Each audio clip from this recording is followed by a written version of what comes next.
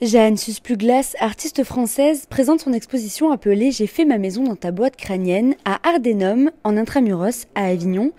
Une exposition mêlant sculpture, dessin et réalité virtuelle.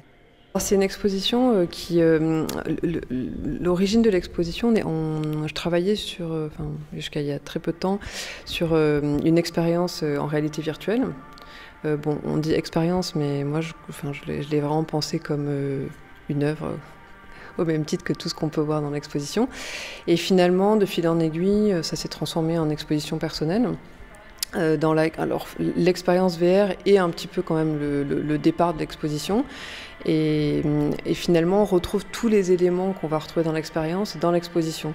C'est-à-dire que en fait, c'est un voyage dans le cerveau, dans la boîte crânienne, d'où le titre. Et finalement, la boîte crânienne est symbolisée par une maison. Donc on rentre dans la maison comme si on rentrait dans la boîte crânienne, maison que l'on retrouve dans l'expérience. Et quand on met le casque, en fait, on rentre dans cette petite maison, donc dans un cerveau. Est-ce que c'est notre propre cerveau, le cerveau de quelqu'un d'autre? Ça sera à chacun et chacune d'en juger.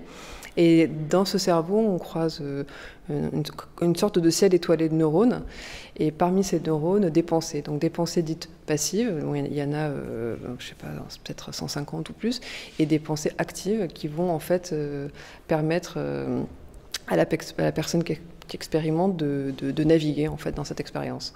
Et finalement, toutes ces pensées viennent à la base de témoignages. J'ai interviewé des gens, je leur demandais ce qu'ils avaient dans leur... voilà, à quoi ils pensaient.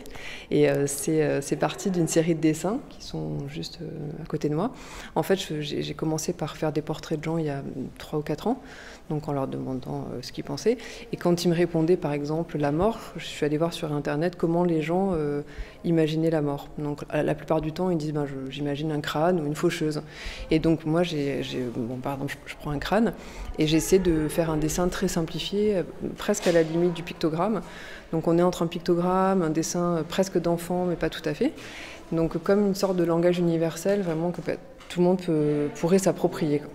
Et donc ces cerveaux, petit à petit, m'ont amené à réaliser cette expérience en réalité virtuelle. Parce que justement, il y avait cette notion de finalement que le cerveau, déjà, on le connaît très mal, il reste très mystérieux, et il est un petit peu infini, quoi. Les pensées peuvent être infinies.